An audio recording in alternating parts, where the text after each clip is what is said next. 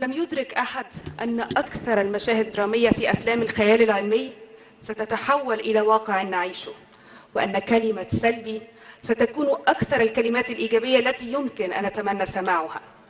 عامان من الخوف من العزلة، عامان من القلق من المجهول وانتظار لحظة الإعلان عن انتهاء هذا الكابوس وعودة الحياة إلى طبيعتها. ومع إدراكنا أن هذه الأزمة قد لا تنتهي بالشكل أو التوقيت الذي نتمناه، لكن إيماننا بأن تلك الأوقات العصيبة ستمر مثل ما مرت مثيلاتها من قبل، وستتحول إلى ذكريات وخبرات. فكان اليقين بأننا سنعبر كما عبرنا آلاف المرات وتجاوزنا آلاف الأزمات، سنعبر وستروى الروايات وتظل الذكريات.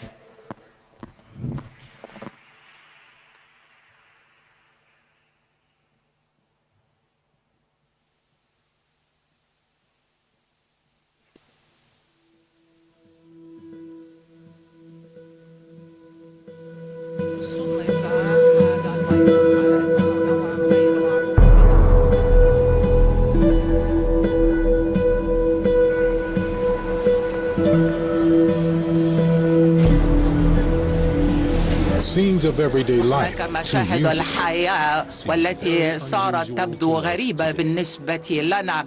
ربما وقتها كنا نشعر بالملل من تفاصيل الحياة اليومية الرتيبة. لم نكن نعلم وقتها أننا سنفتقد هذا النمط من الحياة وأننا سنتشوق للعودة إليه. في 31 من ديسمبر عام 2019 كان العالم يستقبل عاما جديدا، وفي الوقت نفسه كان الفيروس المجهول ينتقل بحرية ويعبر كل الحدود.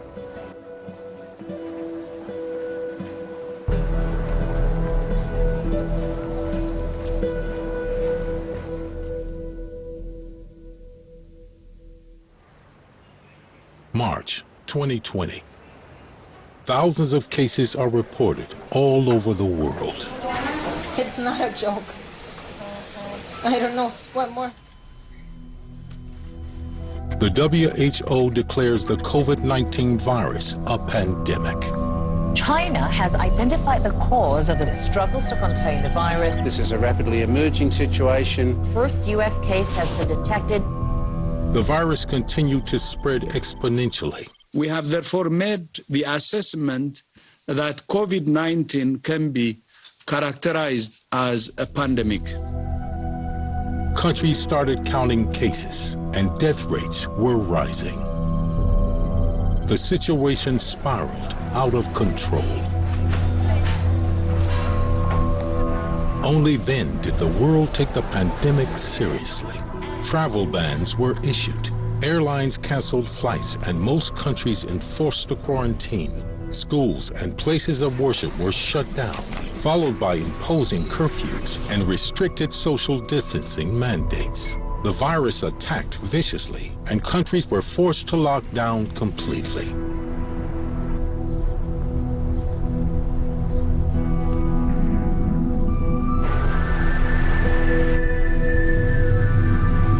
Healthcare professionals joined forces and attempted to treat those infected as field hospitals were set up.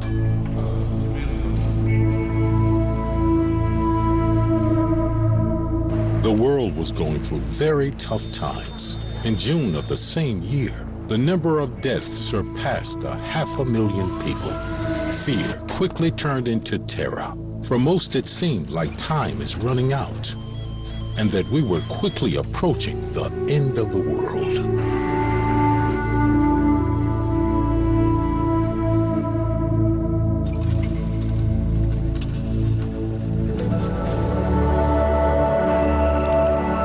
Medical advice on how to fight the coronavirus was passed around. Doctors highlighted the importance of strengthening the immunity, focusing on mental and emotional health. They encouraged people to have high spirits and to avoid sinking into despair and frustration. Some of the worst pandemics in history have doomed whole nations and brought them to their knees, killing millions. In the 14th century, the bubonic plague infected 50 million people. At the turn of the 19th century, the cholera killed 15 million people. And in the 20th century, the Spanish flu infected 500 million people, about a third of the world's population. At the end of 2020, the number of COVID cases surpassed 75 million. Undoubtedly, the price for the lockdown was shattering to the economy. We suffered from boredom and self-isolation. But it doesn't compare to the suffering of millions of underprivileged lives. As we fought the virus, some were engulfed into wars and political conflicts that they are innocent of. And others were impoverished as most businesses came to a halt. Yet there was a silver lining. The ozone layer has shown us signs of recovery, allowing Earth to breathe, improving the health of our planet. Nature finally took a much-needed break from the havoc we wreak.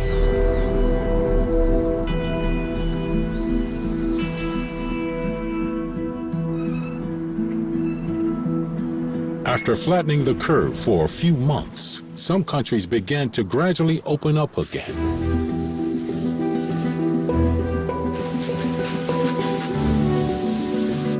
With strict health measures of mandatory medical masks and social distancing.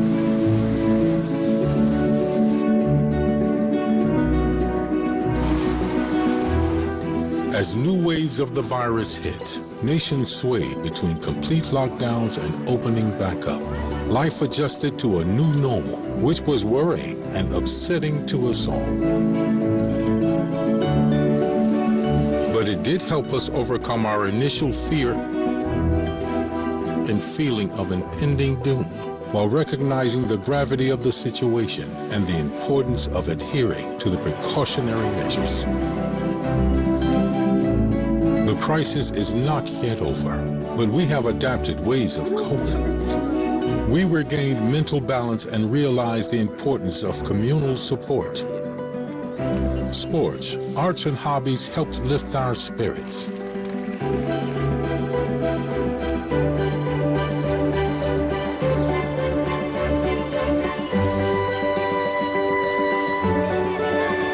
We learned that staying positive is important. We are grateful to the elderly for their wisdom and guidance, but also to the young for the optimism they spread. Through positive thinking, the world boosted its moral as well as its immunity. The youth reignited our lost love for life. The secret of survival may just lay in the delicate balance between the wisdom of the elderly, the liveliness of the young, and the smiles of our children. The youth are the driving force for change and development. Their positive outlook on life holds the secret to our happiness. They hold our equilibrium.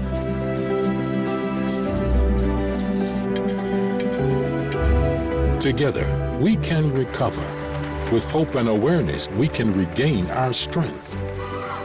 Together, we thrive.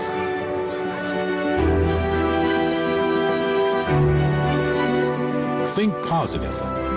Test negative. Back together.